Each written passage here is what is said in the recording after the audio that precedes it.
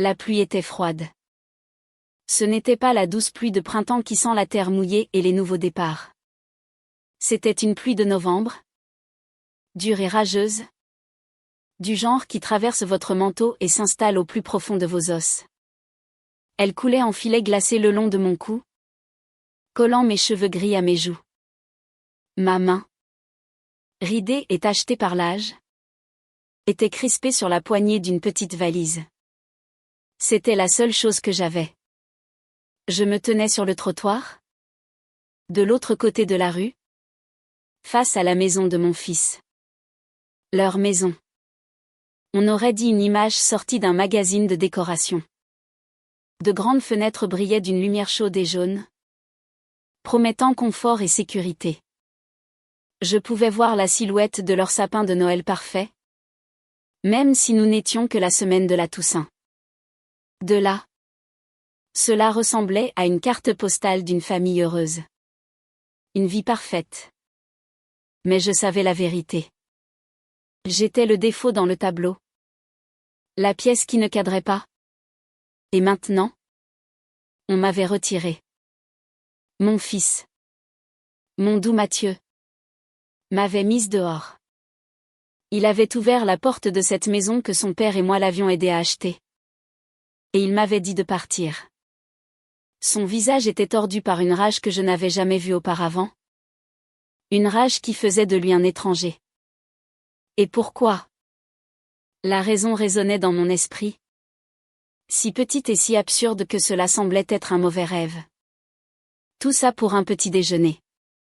Un simple petit déjeuner non préparé. Comment une vie? Une famille? 68 ans d'amour et de sacrifice. Pouvait-il s'effondrer pour quelque chose d'aussi simple que des œufs et des tartines? Je frissonnais. Mais ce n'était pas seulement à cause du froid. C'était à cause du choc. De la douleur profonde et creuse d'une mère dont l'enfant vient de la regarder et de voir en elle un fardeau. La lumière chaude de la fenêtre devint floue alors que les larmes remplissaient mes yeux. Cela n'avait pas commencé comme ça. Cela avait commencé avec de l'amour, de l'espoir, avec la promesse d'un nouveau foyer. 6 mois plus tôt, le soleil brillait. L'air dans mon vieux quartier de la Croix-Rousse, à Lyon, sentait l'herbe coupée et les roses que mon défunt mari, Thomas, avait plantées le long de notre balcon. Des déménageurs, des jeunes hommes au dos solide et au sourire poli, emportaient soigneusement les derniers vestiges de ma vie hors de l'appartement. Chaque carton qu'ils soulevaient me donnait l'impression qu'on m'arrachait un morceau de cœur. 40 ans. Nous avions vécu dans cet appartement pendant 40 ans. Nous y avions ramené Mathieu de la maternité. Nous y avions célébré ses anniversaires, ses diplômes, son premier chagrin d'amour. Tout cela entre ces murs. Le fantôme du rire de Thomas résonnait encore dans le couloir. Le vendre fut la chose la plus difficile que j'ai jamais eu à faire. Mais les chiffres ne mentaient pas. Ma petite retraite ne suffisait plus. Et les charges pour entretenir un si grand appartement seul étaient devenues trop lourdes. Mathieu m'avait suggéré d'emménager avec lui et sa femme, Chloé. C'est la solution la plus logique. Maman, avait-il dit. Sa main sur mon épaule. Il avait les mains de son père, fortes et rassurantes. Tu ne devrais pas être seule. Et avec le bébé qui arrive, on aurait vraiment besoin de ton aide. Chloé est si fatiguée en ce moment. Le bébé. Mon premier petit enfant.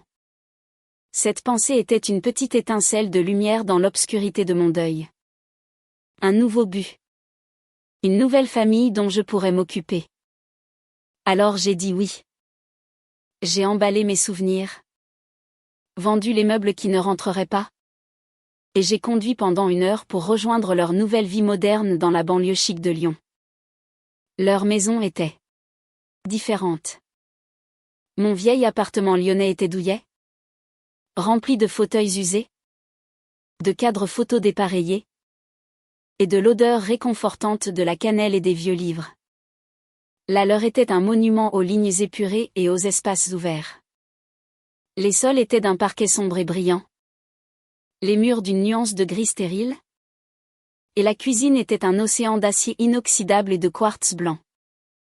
C'était beau. Je suppose. Impersonnel. Mais beau. Le bruit de mes pas résonnait dans le salon caverneux. On se sentait moins dans une maison que dans un showroom. Chloé m'a accueilli à la porte avec un sourire qui n'atteignait pas tout à fait ses yeux fatigués. Son ventre commençait à peine à s'arrondir. Une petite courbe pleine d'espoir sous une élégante robe de maternité. Elle était avocate. Toujours impeccable. Toujours en contrôle. Bienvenue. Hélène, dit-elle, me faisant une brève et prudente accolade. Nous sommes si heureux de t'avoir parmi nous. J'ai essayé de la croire. Vraiment. Les premières semaines furent une danse délicate pour essayer de trouver ma place là où il n'y en avait pas pour moi. Ma chambre était charmante. Une suite d'amis au rez-de-chaussée avec sa propre salle de bain. Mais ce n'était que ça. Une chambre d'amis. Elle n'avait pas d'histoire? Pas d'âme. J'ai essayé de me l'approprier. En plaçant une photo de Thomas sur la table de chevet et en posant mon couvre-lit fait main préféré sur le lit. Mais j'avais toujours l'impression d'être en visite. Mes journées, autrefois remplies de jardinage sur le balcon, de pâtisserie et de discussions avec les voisins, étaient maintenant vides et silencieuses. Mathieu partait pour son travail de chef de chantier avant le lever du soleil. Chloé travaillait de chez elle, enfermée dans son bureau. Sa voix un murmure bas et sérieux lors de ses conférences téléphoniques. Le silence de la grande maison m'oppressait. Je me sentais inutile. Un fantôme entend les bords de leur vie bien remplis. Alors j'ai fait la seule chose que je savais faire. J'ai essayé de créer un foyer. J'ai commencé par la cuisine. C'était le domaine de Chloé. Organisé avec une précision qui me déconcertait. Toutes les épices étaient classées par ordre alphabétique. Les assiettes étaient empilées par taille. Parfaitement centrées. C'était peu pratique. Un après-midi. Alors qu'elle était en plein appel téléphonique, j'ai décidé de l'aider. J'ai réorganisé les placards pour qu'ils soient plus efficaces. J'ai mis la vaisselle de tous les jours sur l'étagère du bas pour un accès facile. Déplacé les ustensiles de pâtisserie plus près du robot. Et regroupé les épices par type de cuisine, italienne, asiatique, herbes de Provence. C'était parfaitement logique. J'ai souri. Fière de moi. Je contribuais. Quand Chloé est revenue dans la cuisine plus tard pour se faire une tisane, elle s'est arrêtée net. Elle a ouvert un placard, puis un autre. Une expression étrange et tendue est apparue sur son visage. Hélène, dit-elle, sa voix soigneusement neutre. Est-ce que tu as déplacé des choses ici? Oui, dis-je d'une voix enjouée. J'ai organisé ça pour que ce soit plus intuitif. Tu n'auras plus à te pencher autant pour prendre une assiette. Ce sera beaucoup plus facile. Surtout avec le bébé qui grandit. Elle a refermé lentement la porte du placard. Merci, dit-elle. Mais les mots étaient secs. Mais j'avais un système. Je savais où tout se trouvait. C'est juste que je préférerais que tu me demandes d'abord. La chaleur dans ma poitrine s'est éteinte. Oh. Bien sûr. Je suis désolée. J'essayais juste d'aider. Je sais. Dit-elle en se détournant pour remplir la bouilloire. La conversation était terminée. Cette nuit-là, je l'ai entendu remettre tranquillement tout à sa place d'origine. Le doux cliquetis des assiettes résonnait comme un jugement. Je me suis retirée des placards de la cuisine. Mais je ne pouvais pas abandonner la cuisine elle-même. Cuisiner était ma façon d'exprimer mon amour. Un bon repas pouvait presque tout réparer. Quand Mathieu était enfant, un bol de mon bœuf bourguignon pouvait guérir un genou écorché ou une mauvaise note. Quand Thomas était malade, c'était la seule chose qu'il pouvait avaler. Je voulais leur donner ce réconfort, les envelopper dans la chaleur d'un repas fait maison. J'ai commencé à préparer mes classiques. Un gratin dauphinois qui mijotait pendant des heures jusqu'à devenir fondant. Une blanquette de veau riche et crémeuse. Des lasagnes avec ma recette de sauce familiale secrète. La maison a commencé à sentir comme mon ancien appartement. Comme un vrai foyer. Mathieu était ravi. Maman. C'est incroyable, disait-il en se resservant. Ça fait des années que je n'en avais pas mangé. Mais Chloé ne faisait que picorer sa nourriture. Elle poussait la sauce riche dans son assiette avec sa fourchette. Un sourire poli figé sur son visage. C'est délicieux, Hélène, disait-elle. Juste un peu. Lourd pour moi en ce moment. Un soir, j'ai fait mon fameux hachis parmentier. C'était le plat préféré de Thomas. Alors que je posais le plat bouillonnant sur la table, Chloé est entrée en tenant une boîte en plastique. C'était une salade pleine de quinoa, de cale et d'autres choses qui ressemblaient à des graines pour oiseaux à mes yeux. Oh, Hélène, ça a l'air riche, dit-elle en évitant mon regard. Je suis désolée. Je dois juste faire attention. Le médecin m'a mise à un régime très spécifique. Faible en sel. Pas de glucides transformés. Tu sais. Mes mains, tenant les maniques, tremblaient légèrement. J'aurais pu te faire une salade? Dis-je. Ma voix plus faible que je ne l'aurais voulu. Tu n'avais qu'à demander. Je sais. Je ne voulais juste pas te donner de travail supplémentaire, dit-elle, s'asseyant déjà et ouvrant sa boîte. L'odeur de sa vinaigrette au citron était un parfum vif et propre qui tranchait avec l'arôme familier de mon plat. Mathieu nous regardait tour à tour, sa fourchette figée à mi-chemin de sa bouche.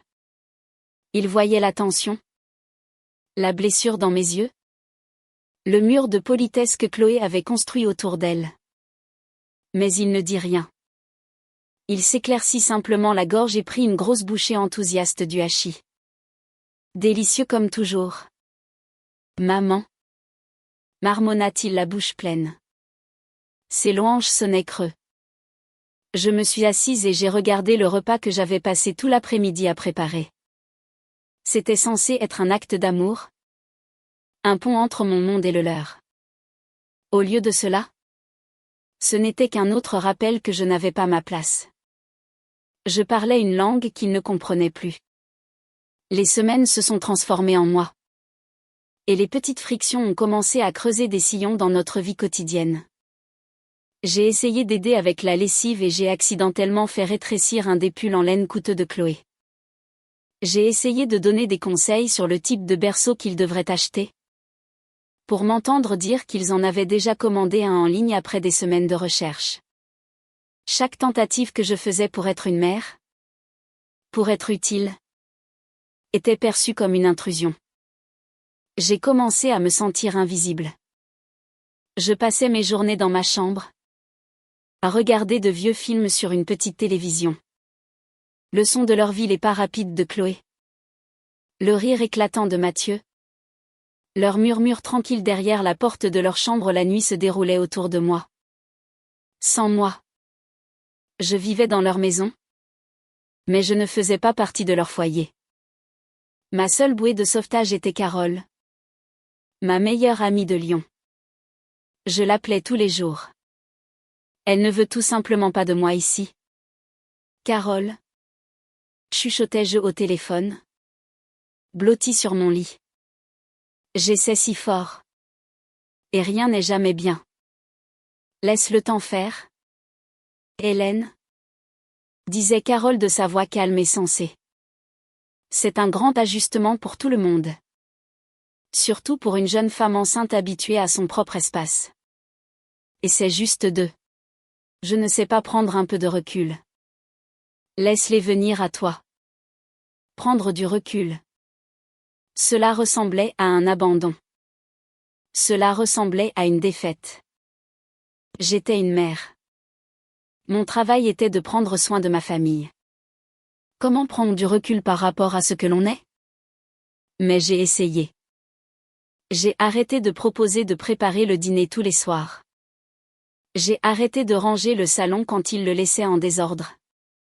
Je suis restée dans ma chambre, attendant une invitation à rejoindre leur vie qui n'est jamais venue. Le silence dans la maison est devenu plus assourdissant. La distance entre nous est devenue un gouffre. Puis est arrivé le jour de la dispute. La première vraie. C'était un samedi. Je me sentais particulièrement seule. Mon petit jardin sur le balcon me manquait. La sensation de la terre sous mes ongles me manquait. J'ai vu que le petit parterre de fleurs près de leur porche était plein de mauvaises herbes. Une idée a germé. Je pouvais arranger ça.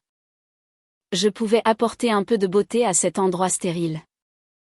J'ai passé toute la matinée à arracher les mauvaises herbes, à retourner la terre, et à planter soigneusement le rosier que j'avais apporté de mon ancien appartement.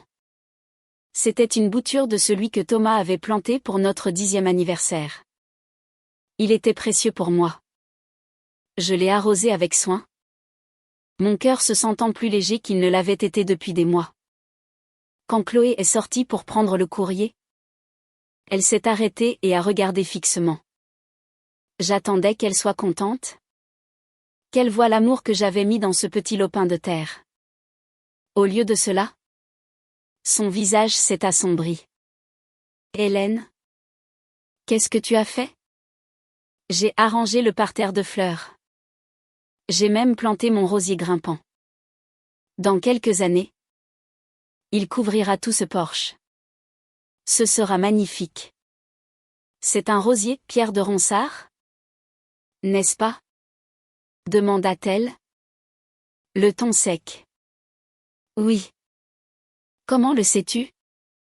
Parce que ma mère y est extrêmement allergique. Dit-elle. Sa voix montant. Genre. Allergique au point de finir à l'hôpital. Nous avons prévu qu'elle reste avec nous pendant un mois après la naissance du bébé. Je ne peux pas avoir ça ici. Mon cœur s'est effondré. Je ne savais pas. Je suis tellement désolée. C'est bien ça le problème. Hélène? Lança-t-elle? Son contrôle finissant par céder. Tu ne sais jamais. Parce que tu ne demandes jamais. Tu fais juste ce que tu veux. Tu réorganises ma cuisine. Tu essaies de me faire manger des choses que je ne peux pas manger. Et maintenant ça. C'est ma maison. Quand vas-tu comprendre ça? Les larmes me piquaient les yeux. Ces mots étaient comme des pierres, chacune trouvant un endroit sensible à frapper. Avant que je puisse répondre, Mathieu est sorti, attiré par nos voix élevées. Qu'est-ce qui se passe? Demanda-t-il, regardant le visage en colère de Chloé et le mien.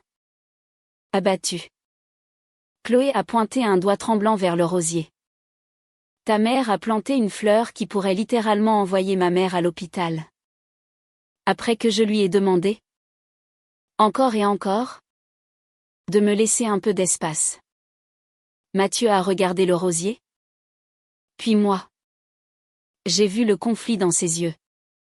Il était déchiré entre sa femme et sa mère. C'était une bataille que j'étais destinée à perdre. Maman, dit-il. Sa voix lourde de déception. Pourquoi aurais-tu fait ça sans demander? J'essayais juste de rendre les choses jolies. Murmurai-je. Les mots coincés dans ma gorge. Eh bien? Ce n'est pas réussi, dit Chloé en se retournant et en rentrant d'un pas furieux dans la maison. La porte claqua derrière elle. Un son aussi final qu'un coup de feu. Mathieu soupira. passant une main dans ses cheveux. Il ne voulait pas me regarder. Tu vas devoir le déterrer? Maman. Je fixai le petit rosier. Ses feuilles vertes si pleines d'espoir. C'était le dernier morceau vivant de mon ancienne vie. De ma vie avec Thomas. Et maintenant? Je devais l'arracher de terre. Cette nuit-là, j'ai pleuré jusqu'à m'endormir. Pleurant un foyer que j'avais déjà perdu et un nouveau que je n'aurais jamais. La guerre avait été déclarée. Et je n'avais même pas réalisé que nous nous battions. Le lendemain matin, j'ai déterré le rosier.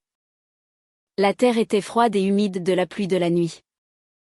Mon dos me faisait mal à chaque pelletée de terre que je retournais.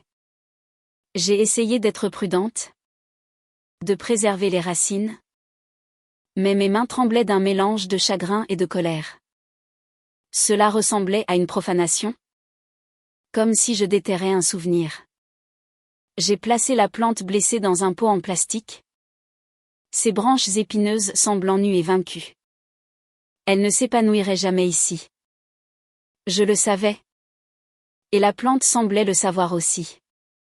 Aucun de nous n'appartenait à ce jardin parfaitement entretenu et stérile. J'ai laissé le pot sur la terrasse arrière. Triste monument de mon échec. Un silence terrible s'est installé dans la maison après cela. Ce n'était pas un silence paisible. C'était un silence lourd. Suffocant. Épais de mots non dits et de ressentiments. Nous nous déplacions les uns autour des autres comme des étrangers dans un hôtel. J'entendais la porte d'entrée s'ouvrir et se fermer lorsque Mathieu partait au travail.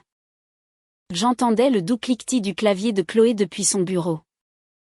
Nous nous croisions parfois dans le couloir, offrant des sourires crispés et vides de sens.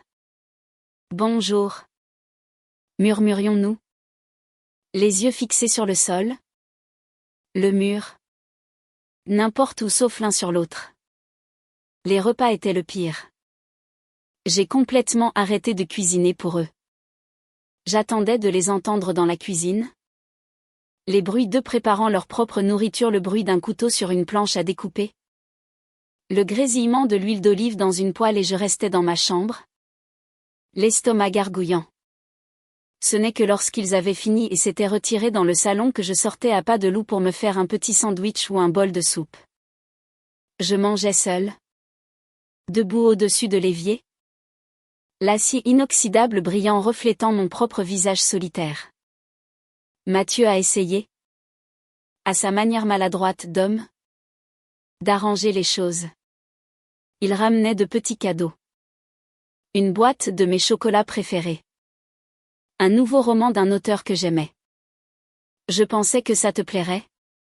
Maman, disait-il, le posant sur la table près de ma porte avant de s'éloigner rapidement.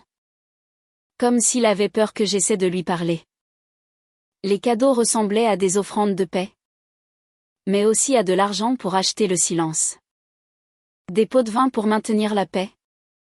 Pour m'empêcher de perturber la vie qu'il avait soigneusement construite avec sa femme. Je le remerciais. Les cadeaux ne faisaient pas grand-chose pour réchauffer le froid grandissant dans mon cœur.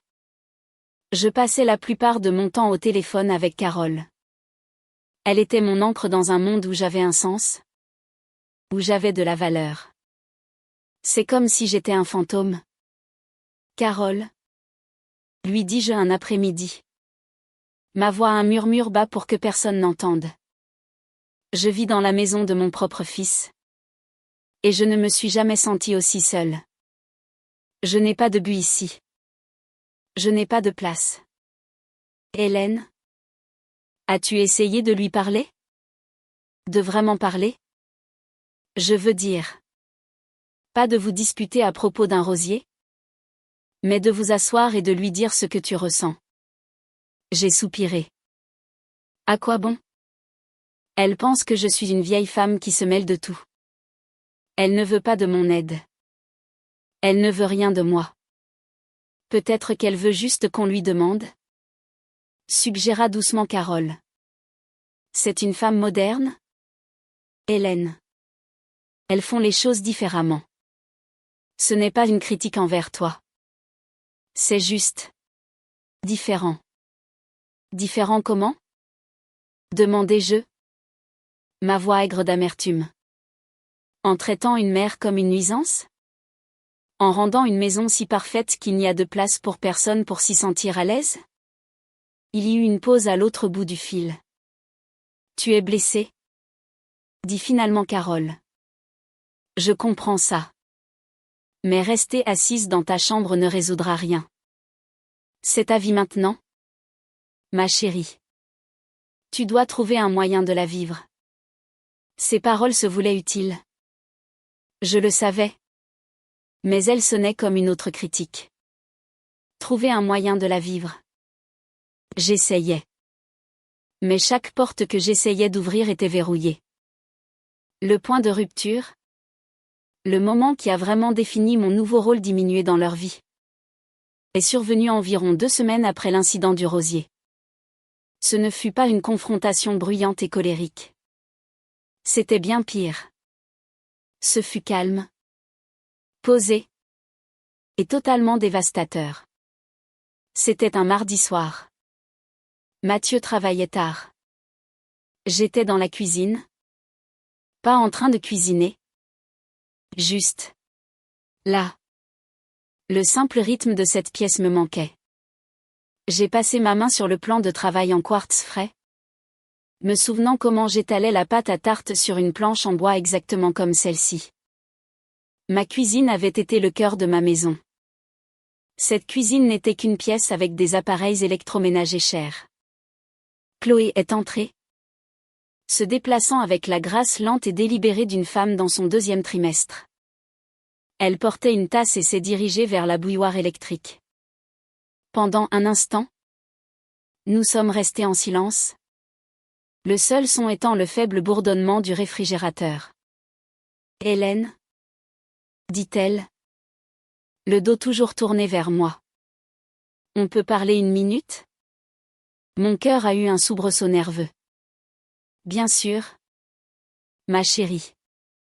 Elle s'est retournée, s'appuyant contre le comptoir. Elle n'était pas en colère. Son visage était calme. Son expression mesurée. C'était son visage d'avocate? Celui qu'elle utilisait lorsqu'elle était sur le point de présenter un cas irréfutable. Je veux m'excuser? Commença-t-elle. Et je sentis une lueur d'espoir. Mes hormones sont sens dessus-dessous. Et je sais que j'ai été difficile. La dispute à propos du parterre de fleurs a été stressante pour tout le monde. Et je suis désolée pour ma part de responsabilité. Ce n'est rien, dis-je rapidement. Je n'aurais pas dû le faire sans demander. Je le vois maintenant. Merci, dit-elle avec un petit hochement de tête. Et c'est vraiment de ça que je veux parler. De cette maison. Et de la façon dont nous pouvons tous y vivre ensemble. Heureux. L'espoir dans ma poitrine s'est réchauffé un peu plus. Peut-être que Carole avait raison. Peut-être que nous pouvions arranger ça.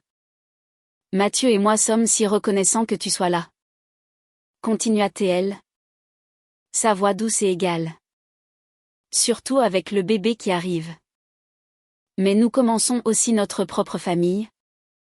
Nous construisons nos propres traditions. Et pour moi, une grande partie de cela consiste à créer mon propre foyer. Ma propre cuisine. Elle fit une pause. Et le bourdonnement du réfrigérateur sembla soudain très fort. Je savais, avec une certitude terrible, où cela menait. Tu es une cuisinière merveilleuse, Hélène. Mathieu parle tout le temps de ta cuisine. Mais j'ai besoin d'être celle qui cuisine ici.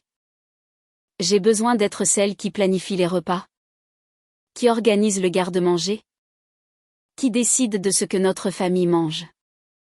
C'est important pour moi de me sentir en contrôle de ma propre maison, de mon propre nid.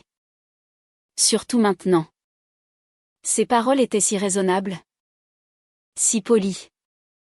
Et elles m'ont blessé plus profondément que n'importe quel cri de colère n'aurait pu le faire.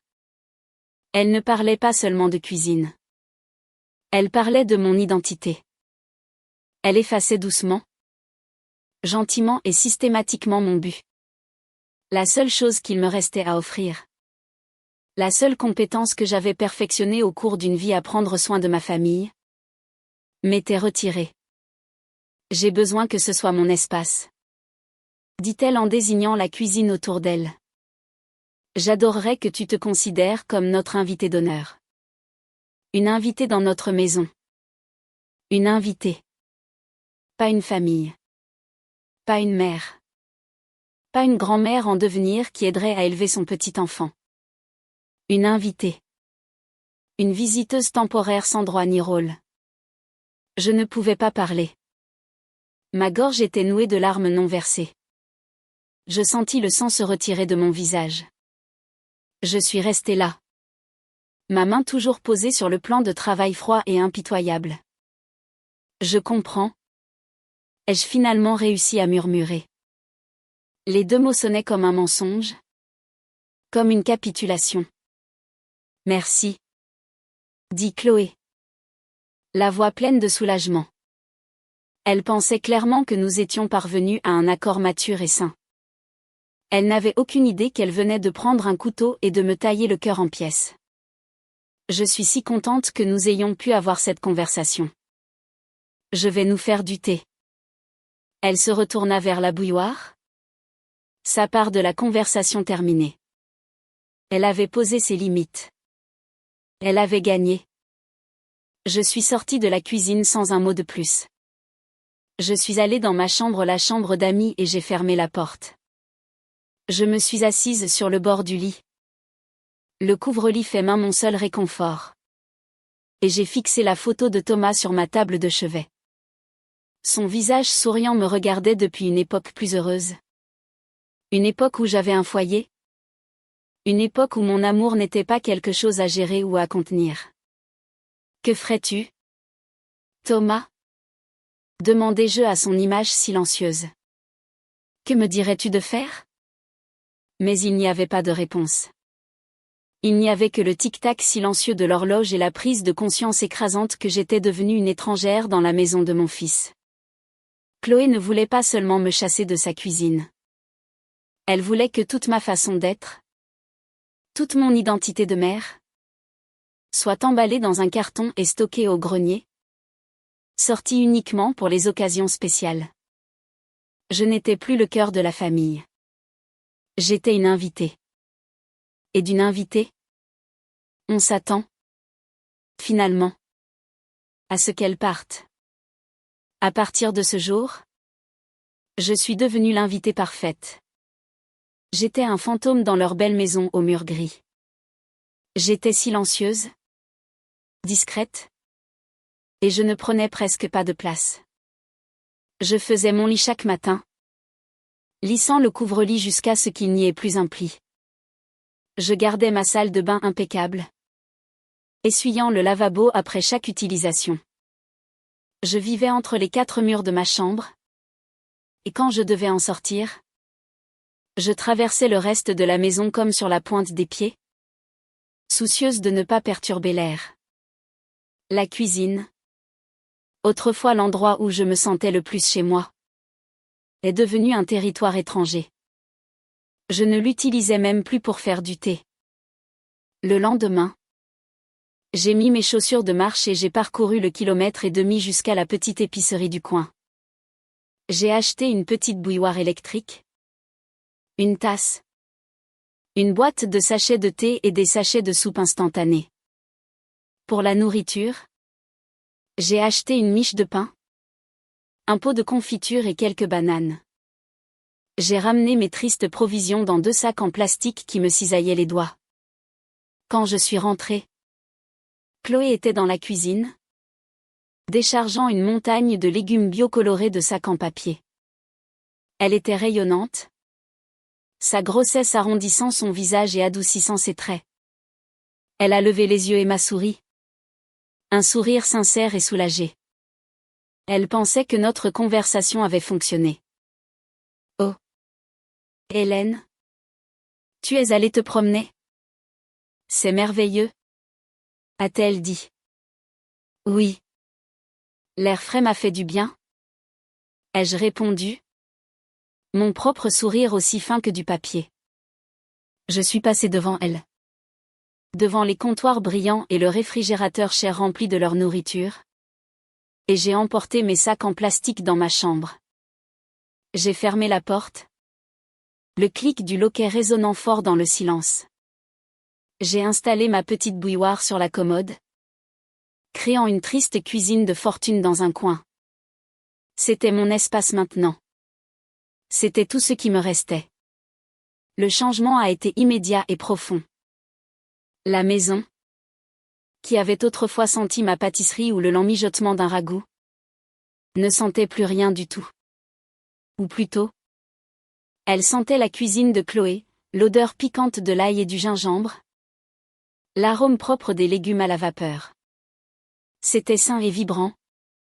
Mais pour moi, ça sentait la perte. C'est Mathieu qui l'a le plus ressenti. C'était un homme qui vivait de routine et de confort. Il était habitué à rentrer à la maison et à sentir une chaleur. Le sentiment que quelqu'un avait entretenu le cœur du foyer toute la journée. Maintenant, il rentrait dans une maison silencieuse où sa femme enceinte était épuisée par le travail et où sa mère était un fantôme. Quelques jours après avoir endossé mon nouveau rôle d'invitée parfaite, il a frappé à ma porte.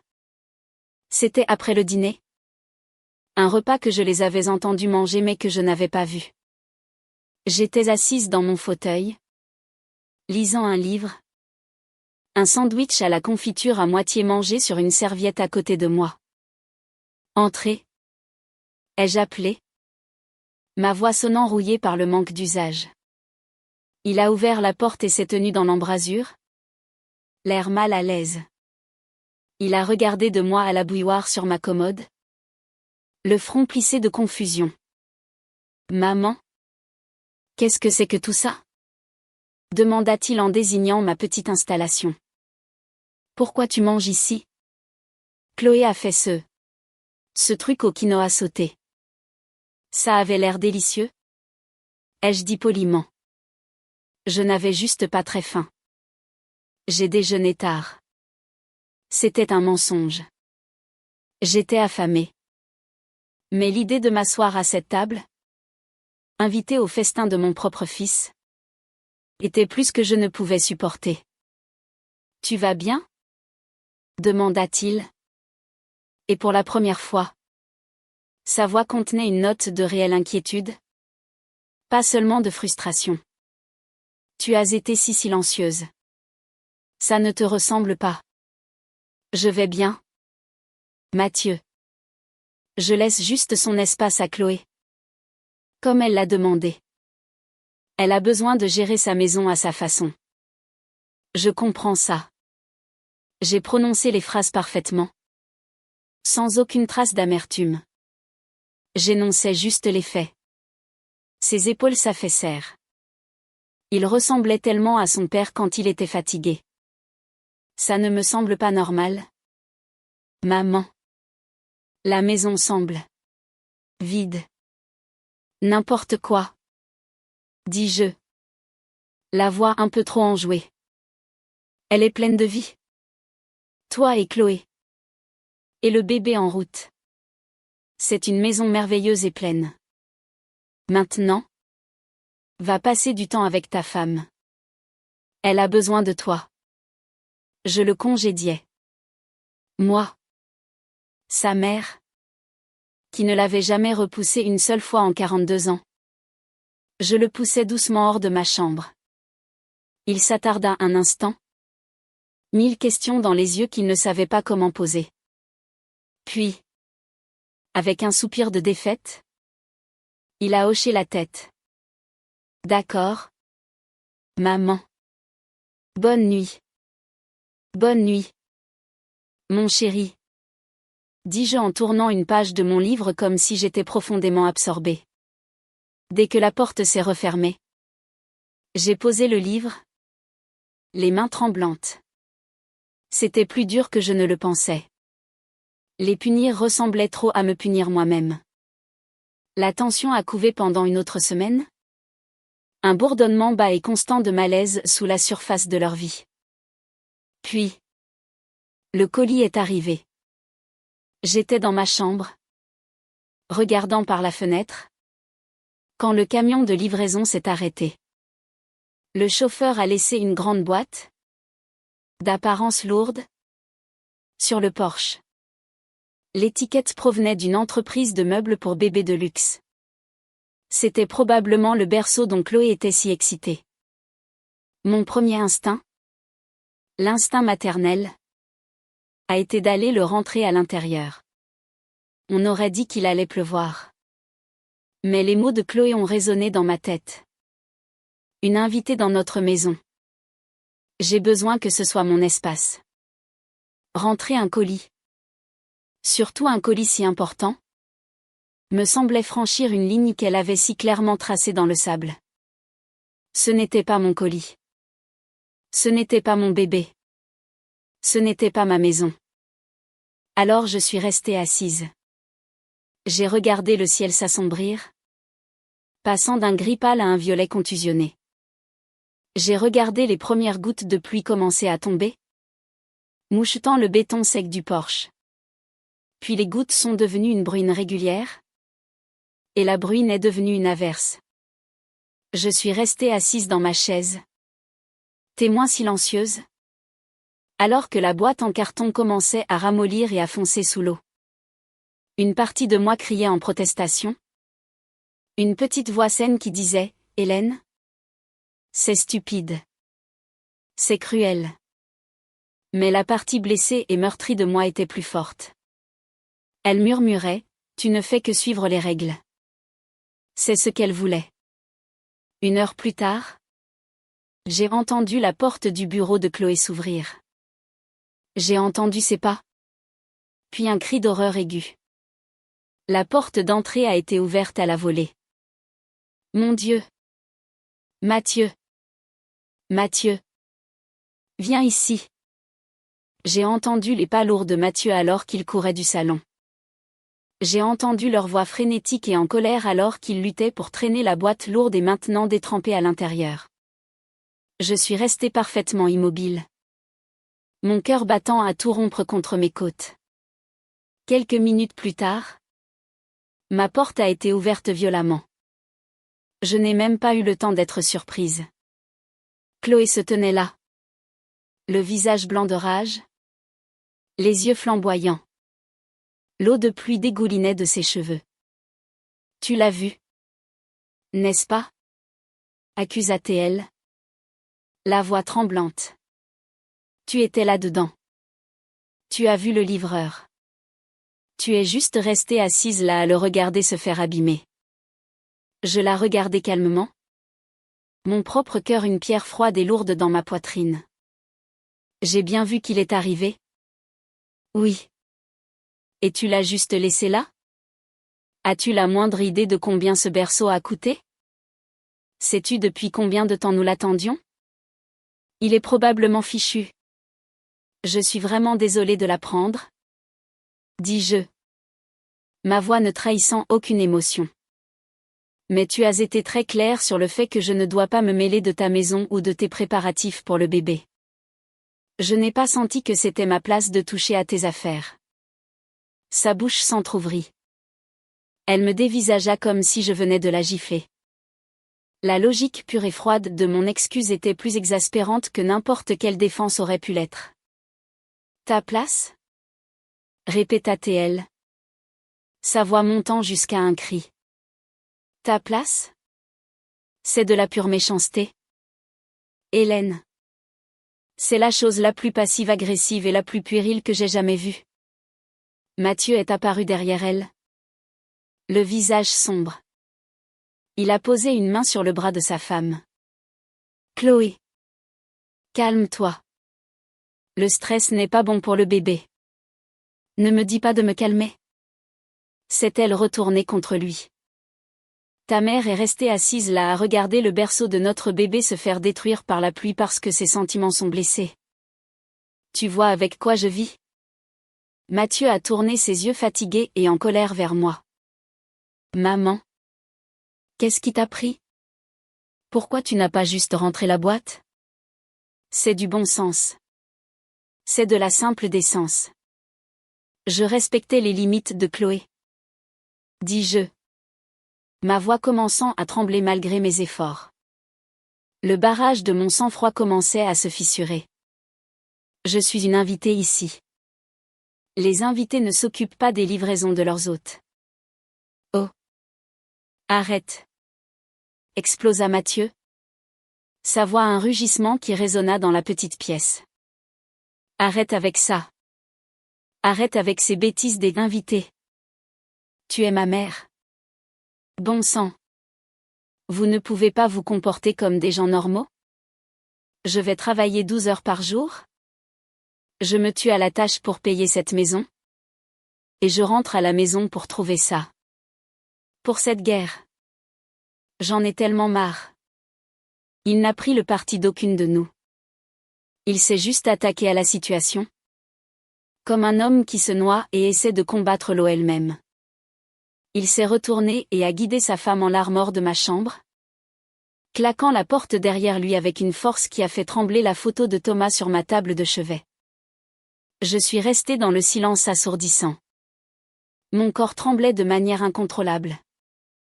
Des larmes coulaient sur mon visage, chaudes et amères. J'avais gagné la dispute? D'une manière tordue.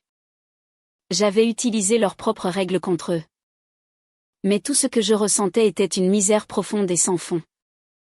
J'ai attrapé le téléphone et composé le numéro de Carole. Mes doigts maladroits sur les touches. Il m'a crié dessus. Carole. Sanglotai-je quand elle a répondu.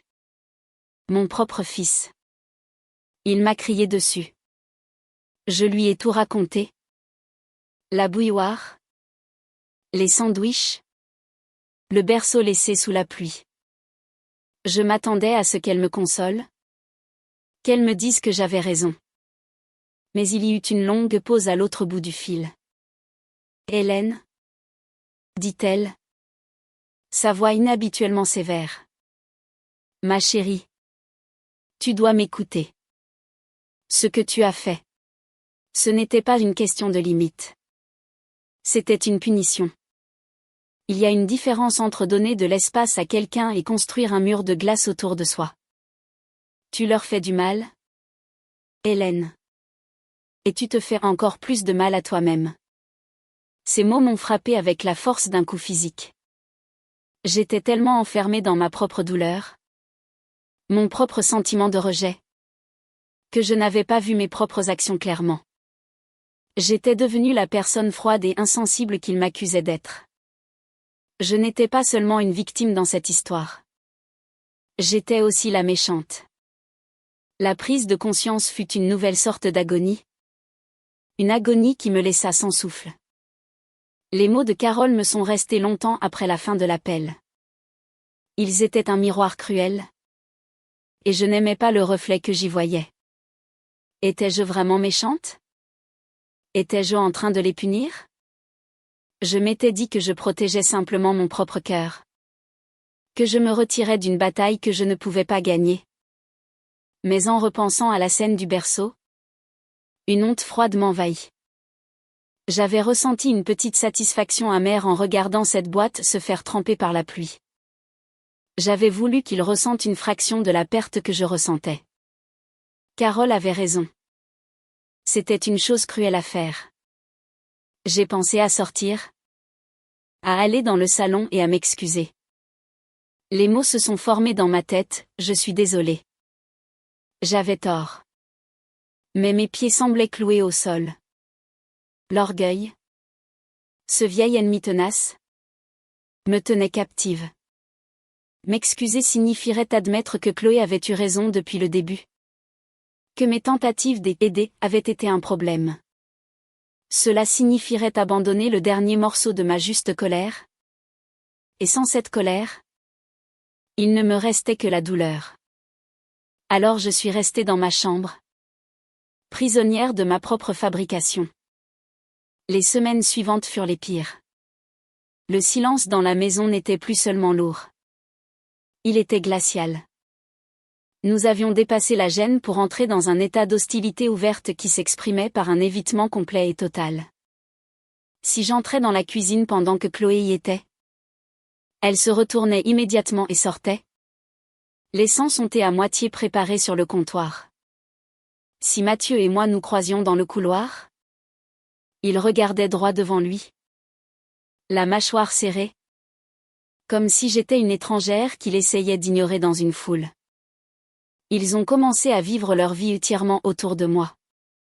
Ils prenaient leur repas plus tard, après que je me sois retirée dans ma chambre pour la nuit. Ils parlaient à voix basse, leur voix tombant à un murmure s'ils pensaient que je pouvais être à proximité. Je me tenais parfois près de ma porte fermée, m'efforçant d'entendre, de capter le moindre fragment de connexion à leur monde. Mais tout ce que j'entendais était le rythme étouffé d'une vie dont j'étais complètement exclue. Un soir, je ne pouvais plus supporter l'isolement. La maison était calme, et je supposais qu'ils regardaient la télévision dans le salon. Je voulais juste un verre d'eau de la cuisine. J'ai ouvert ma porte lentement et je suis sortie à pas de loup, me sentant comme une intruse. Mais en passant devant l'entrée du salon, je me suis figée. Ils ne regardaient pas la télé. Ils étaient assis sur le canapé, côte à côte, mais sans se toucher. La lampe à côté d'eux projetait de longues ombres dans la pièce. Chloé pleurait, des sanglots silencieux et déchirants qu'elle étouffait dans ses mains. Mathieu était assis à côté d'elle, la tête dans les mains, le dos courbé sous un poids qui semblait trop lourd pour un seul homme. « Je n'en peux plus. Mathieu, » murmura Chloé, sa voix épaisse de larmes. Je me sens comme une étrangère dans ma propre maison. J'ai l'impression d'être constamment observée, constamment jugée. Je suis tellement stressée tout le temps. Et le médecin dit que ce n'est pas bon pour le bébé. C'était censé être le moment le plus heureux de notre vie. Et c'est misérable. Ma main vola à ma bouche pour étouffer un hoquet. Elle pensait que je la jugeais. Après tout cela, elle me voyait toujours comme l'agresseur, la source de son malheur. Mathieu leva enfin les yeux, son visage marqué par l'épuisement. Je sais. Chloé. Je sais. Je ne sais pas quoi faire. C'est ma mère. Je ne peux pas juste la jeter à la rue. Je ne te demande pas de faire ça, sanglota TL. Mais ça ne marche pas. On dirait qu'elle me déteste. On dirait qu'elle essaie de nous saboter. Toute cette histoire avec le berceau. C'était un message. Mathieu. Elle me disait qu'elle ne voulait ni de moi ni de ce bébé ici. L'accusation était si monstrueuse, si loin de la vérité, qu'elle me coupa le souffle. J'aimais cet enfant à naître plus que tout. La pensée de ce bébé était la seule chose qui m'avait fait tenir. Comment pouvait-elle penser ça? Elle ne te déteste pas, dit Mathieu. Mais sa voix manquait de conviction. Elle est juste d'une autre époque. Elle ne comprend pas.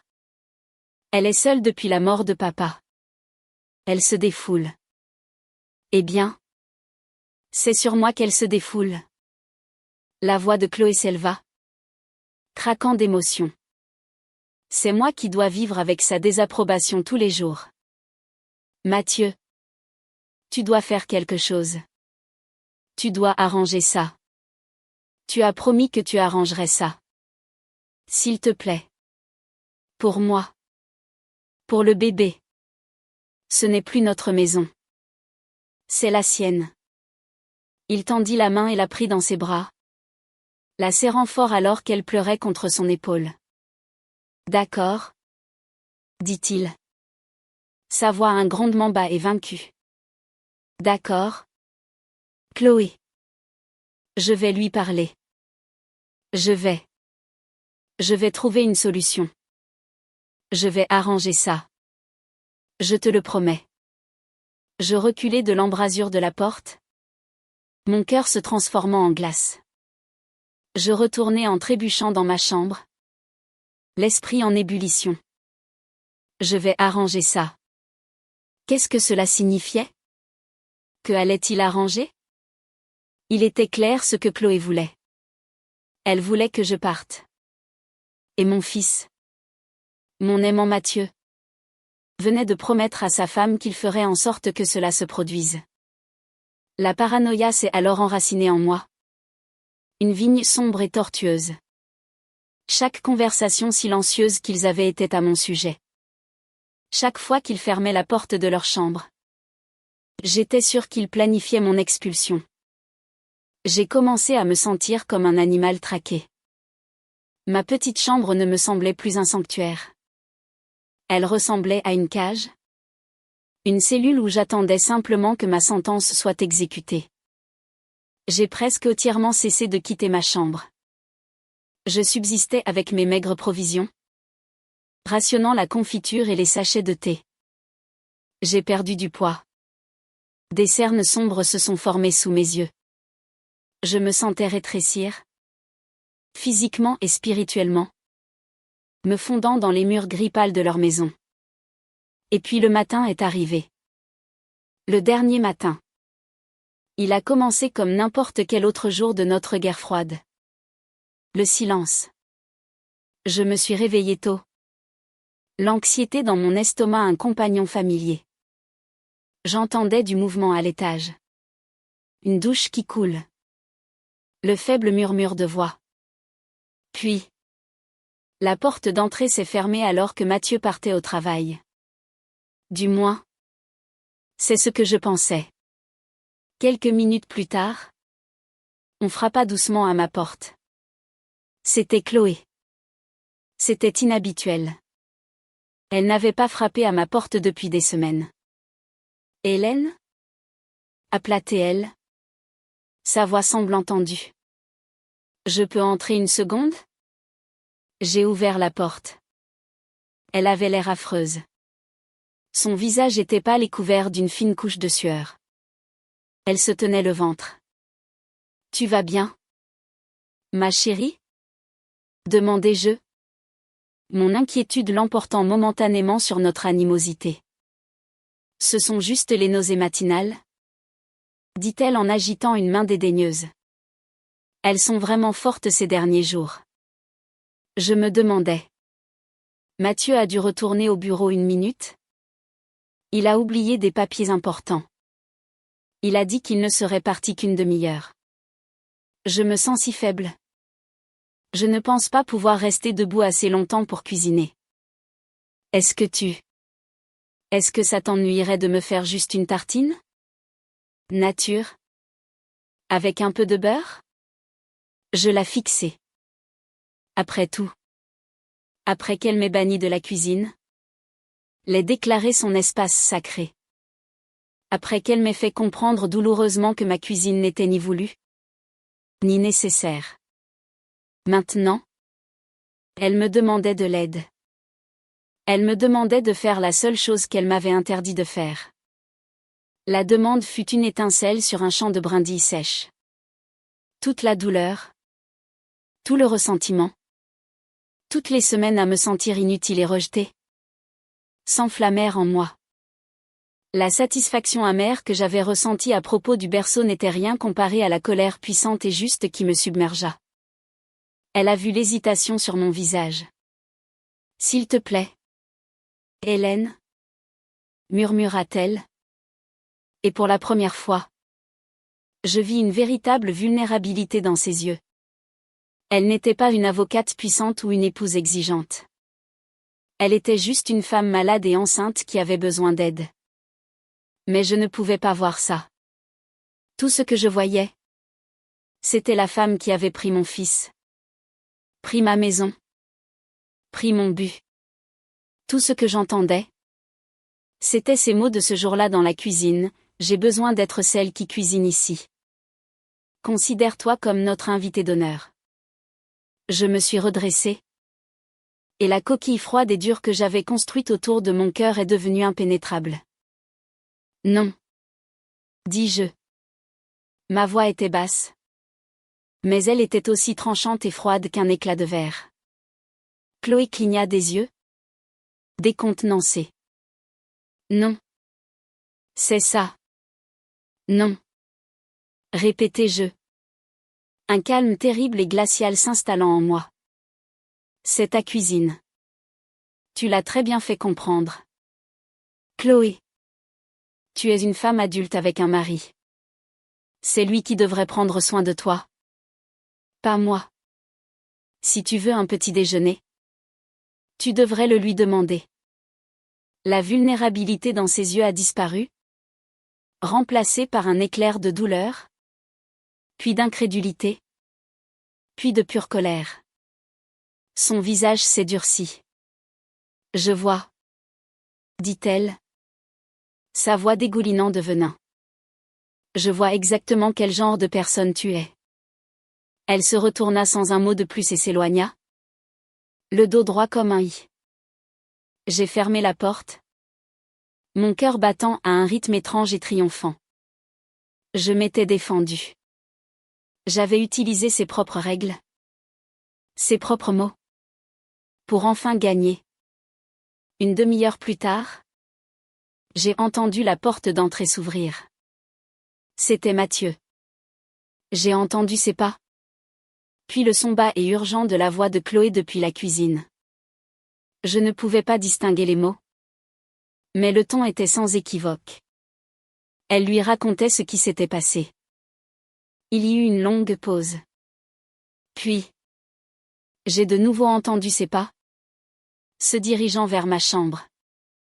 Ce n'était pas son traînement de pieds fatigué habituel. C'étaient des pas lourds, en colère, délibérés. Chaque pas était comme un battement de tambour, décomptant les dernières secondes de ma vie dans cette maison. La porte s'ouvrit avec une telle force qu'elle claqua contre le mur. Mathieu se tenait là. Son visage un masque de fureur que je n'avais jamais vu auparavant. Ce n'était pas la colère frustrée du jour où le berceau avait été mouillé. C'était quelque chose de différent. C'était une rage profonde et froide qui avait finalement débordé. Il ne regardait pas sa mère. Il regardait un ennemi. Sors d'ici, dit-il. Sa voix dangereusement basse. Je le fixai. Mon sentiment de triomphe s'évaporant en pure terreur. Mathieu. Quoi? Tu m'as entendu? Gronda-t-il en faisant un pas dans la pièce. Je viens de trouver ma femme. Enceinte et malade. À qui tu as refusé de faire une tartine? Par terre parce qu'elle était tellement étourdie qu'elle a failli s'évanouir en essayant de la faire elle-même. Je rentre à la maison pour la trouver en larmes, me disant que ma propre mère préférerait la regarder mourir de faim plutôt que de mettre un morceau de pain dans un grille-pain. Ce n'est pas ce qui s'est passé, m'écriai-je en me levant précipitamment. Elle m'a dit que je n'avais pas le droit d'aller dans la cuisine. Je faisais juste ce qu'elle m'a demandé. Je ne veux pas entendre tes excuses. Rugit-il. Et le son de sa voix, la voix à qui j'avais autrefois chanté des berceuses, me fit sursauter. J'ai écouté les plaintes, les soupirs, les silences pesants pendant des mois. J'ai essayé d'être patient. J'ai essayé d'être un bon fils et un bon mari. Mais ça, c'est la fin. J'en ai assez. Il passa devant moi, attrapa la petite valise que je gardais dans le placard, la jeta sur le lit et commença à arracher mes vêtements des tiroirs, les fourrant à l'intérieur. Mathieu. Arrête. S'il te plaît. Suppliai-je en attrapant son bras. Tu ne comprends pas. Il me repoussa, ses yeux flamboyants d'une douleur si profonde qu'elle ressemblait à de la haine. Oh. Je comprends parfaitement. Mère. Tu es malheureuse. Alors tu as décidé de rendre tout le monde misérable aussi. Eh bien, Je ne te laisserai pas faire ça à ma femme. Je ne te laisserai pas faire ça à ma famille. Il claqua la valise. Le son faisant écho à la fermeture définitive d'une porte entre nous. Il la prit par la poignée, saisit mon bras avec une poigne d'acier et commença à me tirer hors de la chambre. Mathieu. Non. Sanglotai-je en plantant les talons. Mais il était trop fort. Il me traîna à travers la maison. Devant le salon où je les avais vus pleurer. Devant la cuisine qui avait été notre champ de bataille. Il me traîna jusqu'à la porte d'entrée.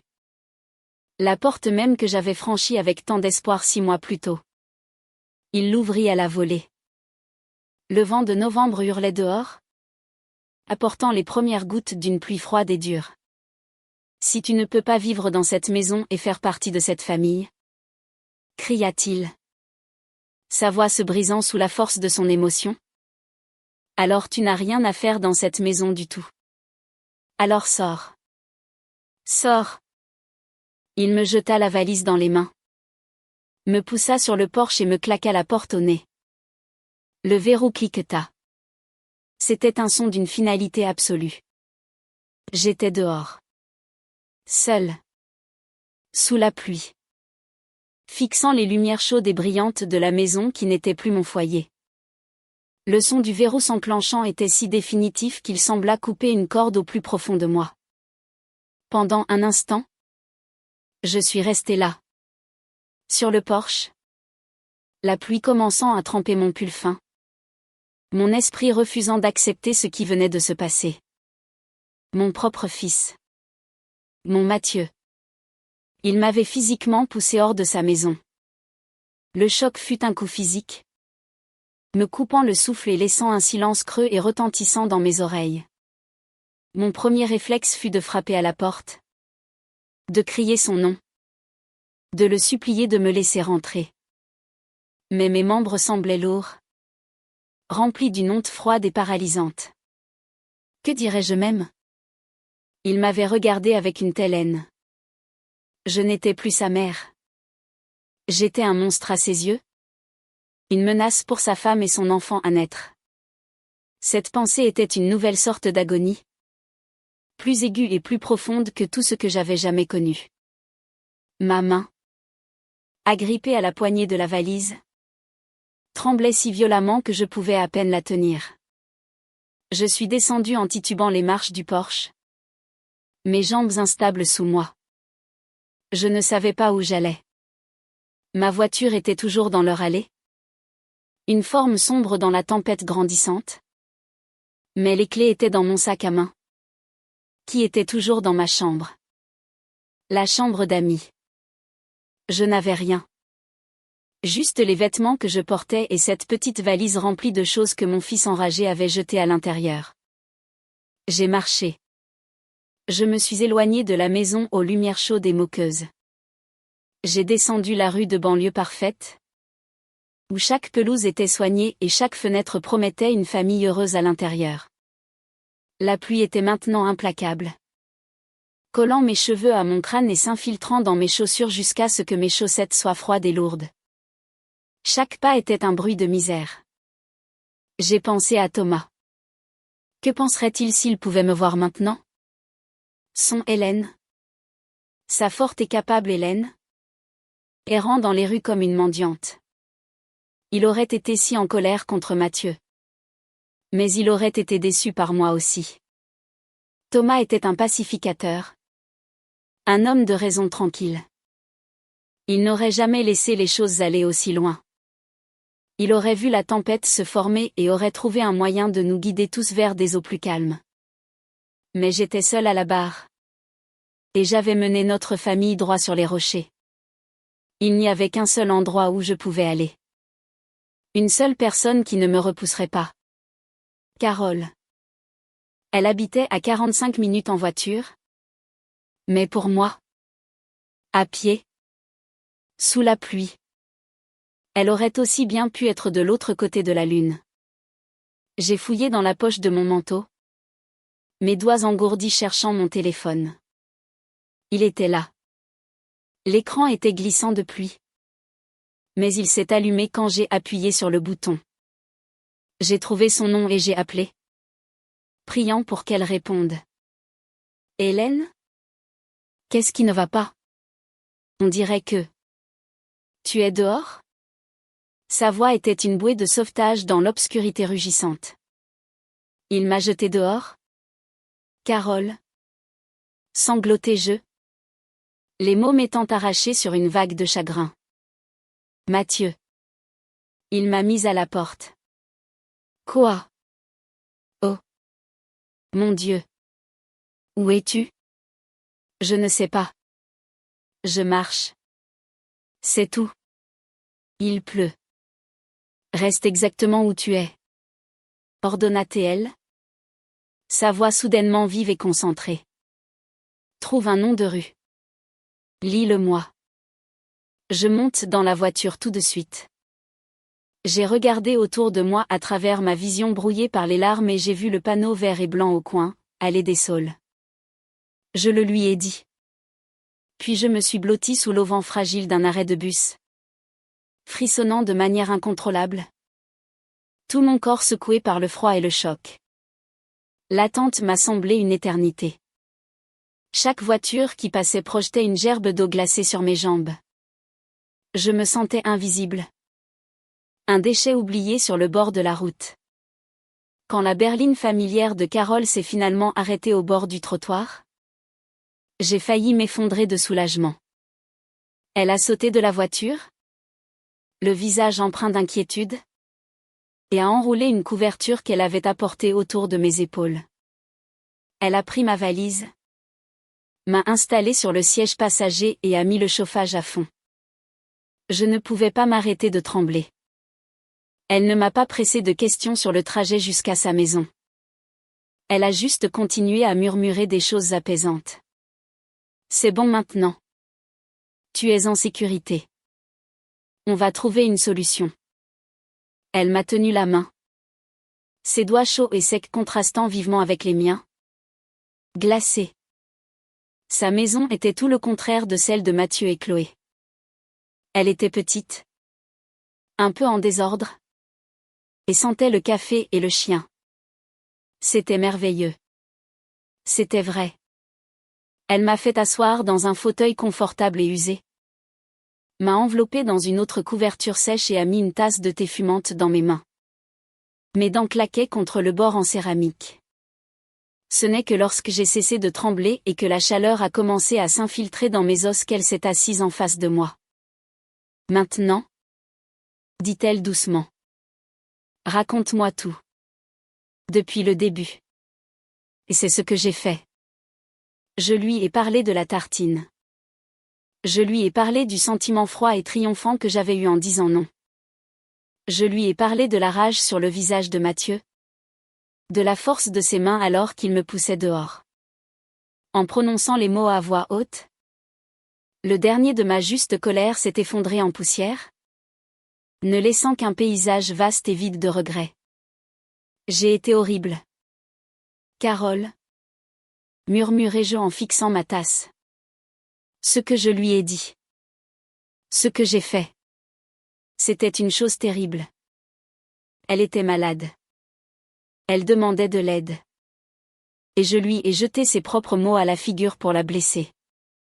Carole écouta patiemment. Son expression indéchiffrable. Quand j'eus fini, elle resta silencieuse un long moment. Je me préparais à ce qu'elle soit d'accord, à ce qu'elle me dise que je l'avais bien cherché. Au lieu de cela, elle soupira. Vous avez tous eu tort? Dit-elle. Sa voix douce mais ferme.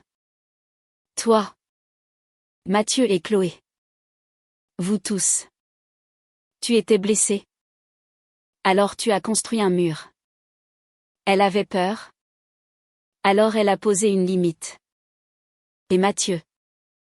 Pauvre Mathieu était coincé au milieu, essayant de soutenir le toit pendant que les fondations s'effondraient.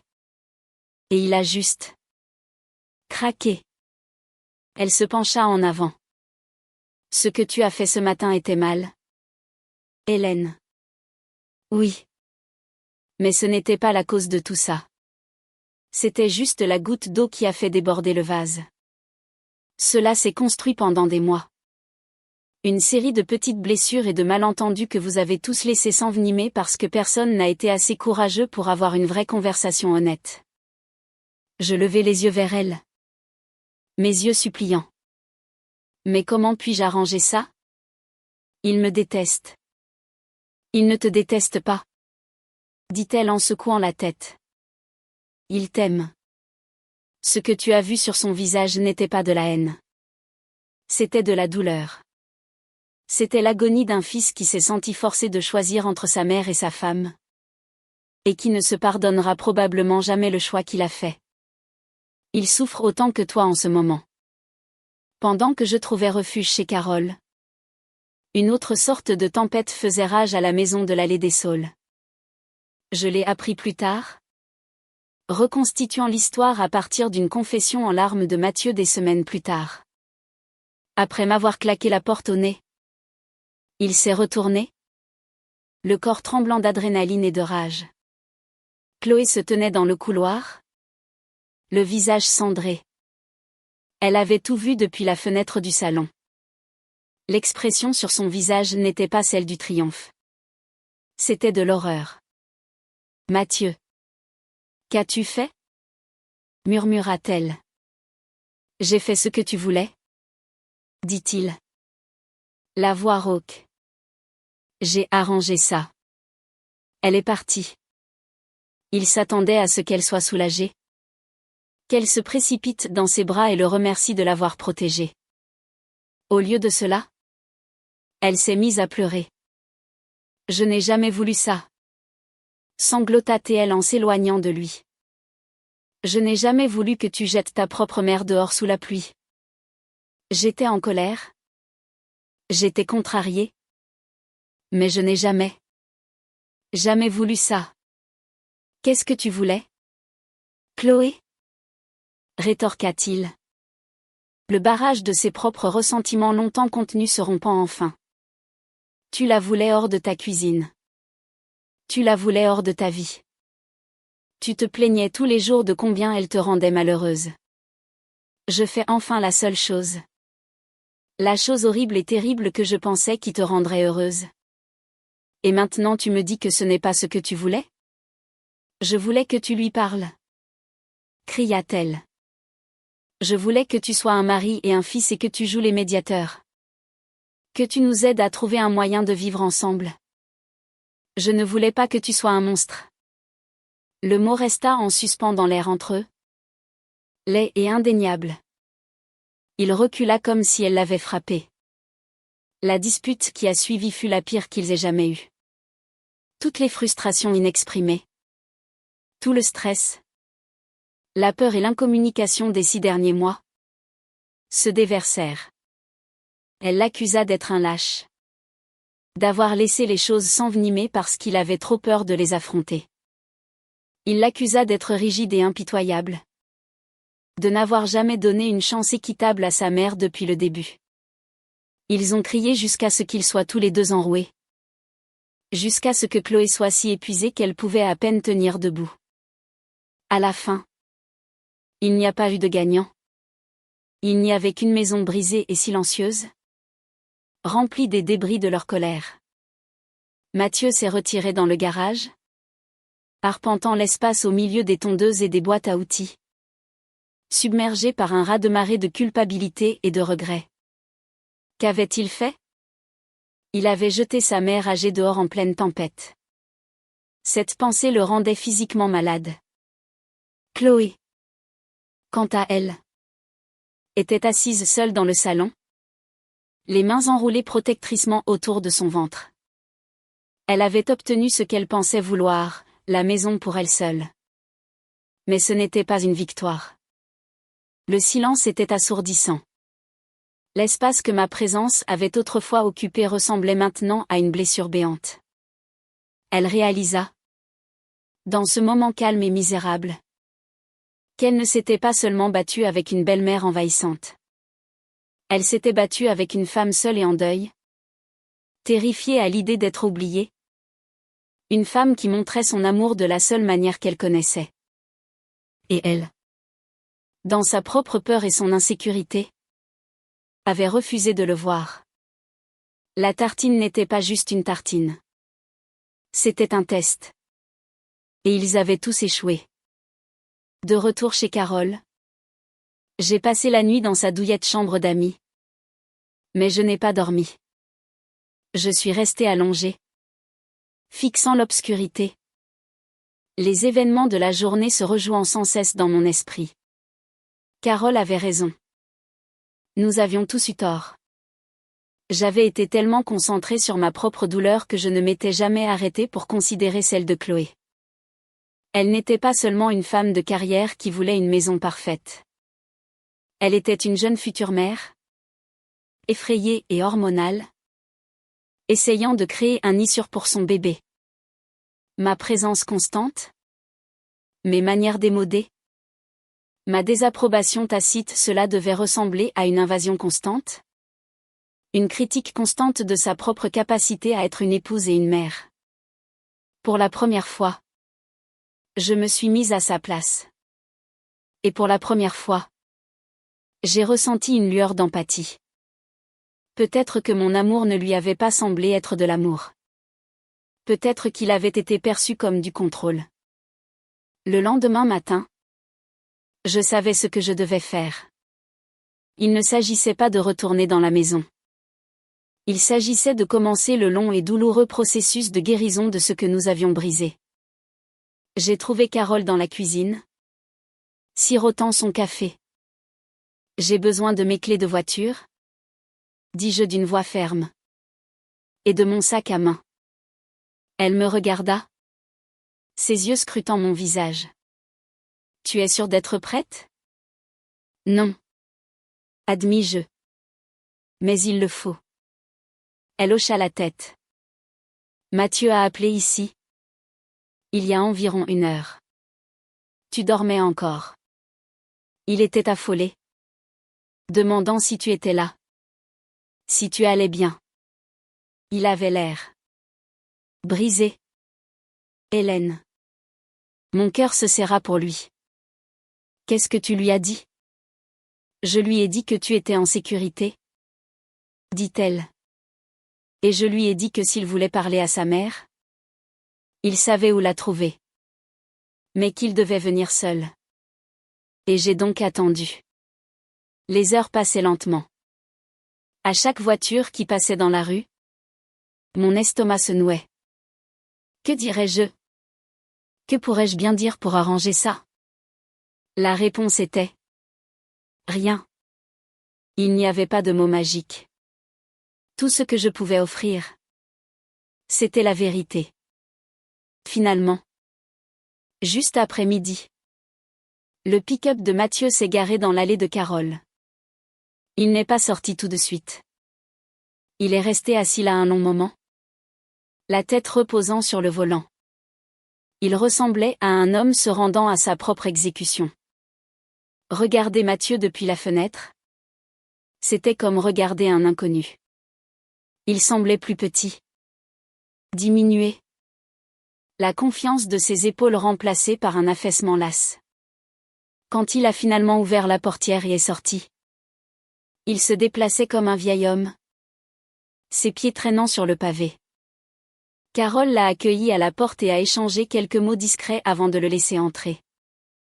Elle a pressé mon bras de manière rassurante alors qu'il passait devant elle dans le couloir, puis a discrètement disparu à l'arrière de la maison, nous laissant seuls. Il se tenait à l'entrée du salon de Carole, n'osant pas avancer. Ses yeux étaient rougis et cernés de fatigue. Il ne me regardait pas directement, son regard fixé sur un point du tapis quelque part entre nous. Le silence était lourd, rempli des fantômes de la colère de la veille et d'une vie d'amour non dit. C'est moi qui l'ai brisé. Mathieu, dis-je. Ma voix plus douce que je ne l'avais prévu. Il tressaillit, comme si le son de ma voix était une douleur physique. Il a finalement levé la tête, et le chagrin brut dans ses yeux a failli me briser. « Maman » s'étrangla-t-il. « Je Je suis tellement désolée. Les mots furent une fissure dans le barrage. Et tout se déversa. Il trébucha en avant et tomba à genoux devant ma chaise. Enfouissant son visage dans mes genoux. Ses larges épaules secouées par des sanglots profonds et rauques. Il pleurait comme il ne l'avait pas fait depuis qu'il était un petit garçon tombé de son vélo et s'était écorché le genou. Tout le stress. La culpabilité. La peur qu'il avait portée pendant des mois. Se déversèrent de lui. Mes propres larmes commencèrent à couler. Des gouttes silencieuses qui atterrissaient sur ses cheveux sombres. J'ai enroulé mes bras autour de lui. Tenant mon fils.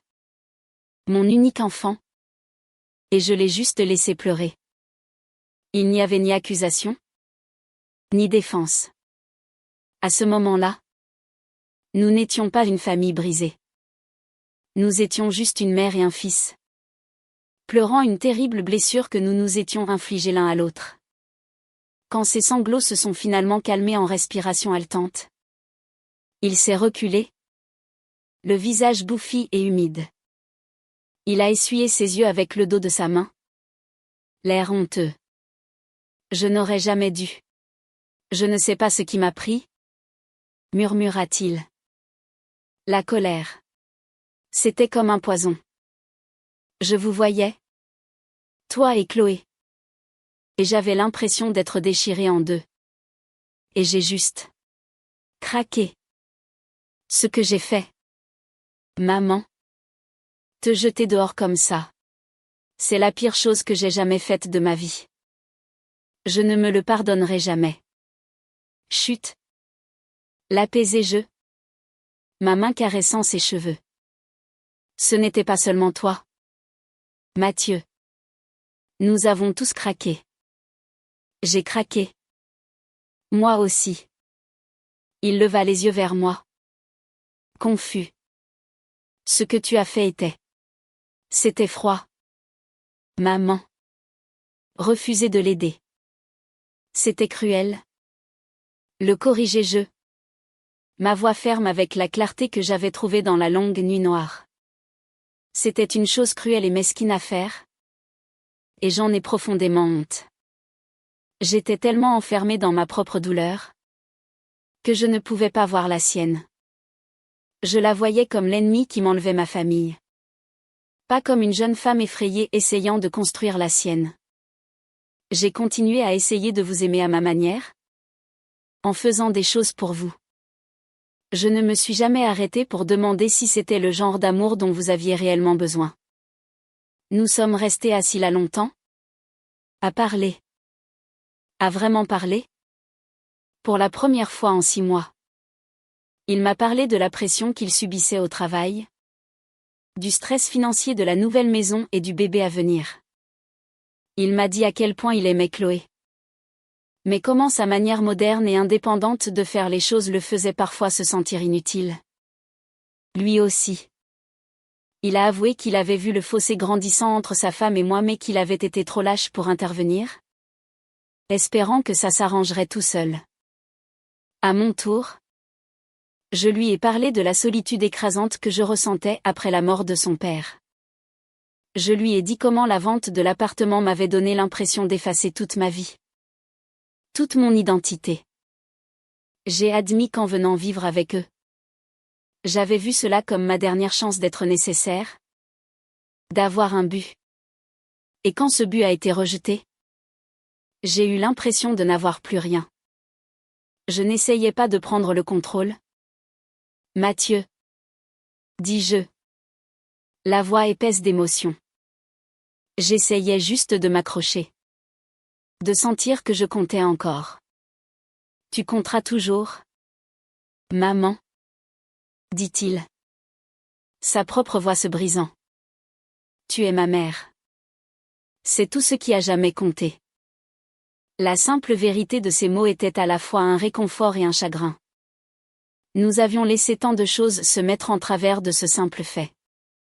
Il m'a parlé de la terrible dispute qu'il avait eue avec Chloé après mon départ. Comment elle avait été horrifiée par ses actions. Elle est tout aussi désolée que moi. Maman. Dit-il sincèrement. Elle sait que les choses sont allées trop loin. Elle veut que tu rentres à la maison. Je pris une profonde inspiration. Le mot « maison » flottait dans l'air. Pendant des mois, leur maison avait été tout sauf ça. Je ne pense pas que ce soit une bonne idée, dis-je doucement. Il eut l'air abattu. Tu ne peux pas me pardonner. Il ne s'agit pas de pardon. Mon chéri, expliquai-je en prenant ses mains dans les miennes. Il s'agit de compréhension. Nous ne pouvons pas revenir à la façon dont les choses étaient. Ça ne fonctionnait pas. Vivre sous le même toit. C'est trop pour nous tous en ce moment. Chloé a besoin d'être la reine de son propre château. Surtout avec le bébé qui arrive. Et moi? Je pense que j'ai besoin de trouver un moyen d'être la reine du mien aussi. Une idée s'était formée dans mon esprit. Une petite graine plantée par le pragmatisme de Carole et arrosée par ma propre douloureuse introspection. Il y a de charmantes résidences pour seniors pas très loin de chez vous. Dis-je. Petite. Gérable. Un endroit à moi. Où je peux accrocher mes photos et cuisiner ce que je veux. Quand je veux. Je ne peux pas te laisser faire ça. Dit-il immédiatement en secouant la tête. J'aurais l'impression de t'abandonner. Tu ne m'abandonnerais pas? Insistai-je. Tu m'aiderais. Tu me rendrais mon indépendance. Et tu donnerais son espace à ta femme. C'est la meilleure chose pour nous tous. Nous pouvons construire une nouvelle relation. Une relation qui n'est pas basée sur qui est en charge de la cuisine, mais sur le respect. Et la distance. Un peu de saine distance. Il resta silencieux, retournant l'idée dans son esprit. Je pouvais voir la logique de la chose se battre avec la culpabilité dans son cœur. On pourrait se voir pour dîner une fois par semaine? Continuai-je, peignant l'image d'un nouvel avenir pour nous. Je peux venir garder mon petit enfant. Tu pourras venir chez moi quand tu auras besoin d'une dose du bœuf bourguignon de maman. Nous pourrons redevenir une famille. Au lieu de colocataires en guerre. Lentement. À contre-cœur. Il hocha la tête. D'accord. Maman. Dit-il. Si c'est ce que tu veux vraiment. On s'arrangera. Je t'aiderai. Financièrement. Avec le déménagement. Tout ce dont tu as besoin. C'est tout ce que je demande. Dis-je.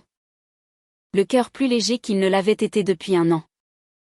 Ce n'était pas une solution parfaite. C'était une retraite? En quelque sorte. Mais c'était une retraite stratégique. Qui nous permettrait de nous regrouper et, éventuellement, de nous retrouver. Les semaines suivantes furent une frénésie d'activité. Mathieu a tenu parole. Il m'a aidé à trouver un merveilleux 2 pièces dans une résidence calme à seulement 10 minutes en voiture de chez eux. Lui et Chloé ont payé la caution et le premier mois de loyer, insistant sur le fait que c'était le moins qu'ils puissent faire. Il m'a aidé à déplacer les quelques meubles que j'avais en garde-meuble. Et ensemble, nous sommes allés faire les courses pour les choses dont j'avais besoin pour faire de mon nouveau petit chez-moi un foyer. Il y a eu une absence notable pendant cette période, Chloé. Elle n'est pas venue voir l'appartement. Elle n'a pas appelé. Je savais qu'elle me laissait de l'espace. Et peut-être était-elle encore trop honteuse ou trop mal à l'aise pour m'affronter. Je comprenais.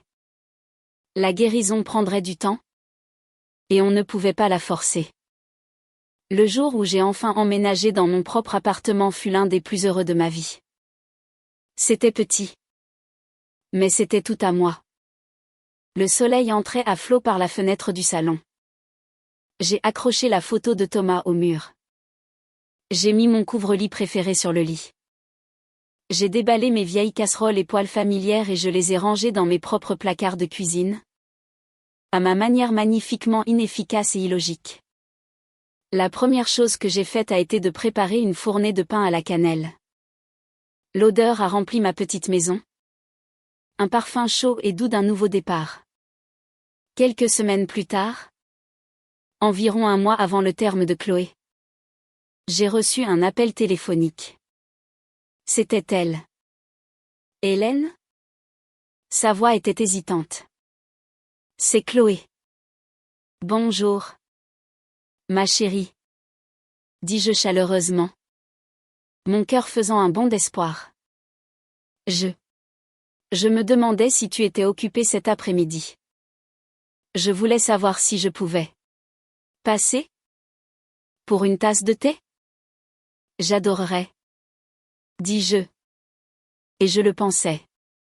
Quand elle est arrivée, elle portait une petite plante en pot. C'était un rosier. Une variété miniature et sans épines. J'ai pensé que ta nouvelle terrasse pourrait avoir besoin d'un peu de couleur, dit-elle, ses yeux n'osant pas tout à fait croiser les miens. Celui-ci est garanti hypoallergénique.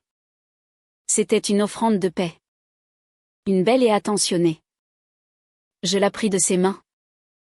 La gorge serrée. Merci. Chloé. C'est adorable.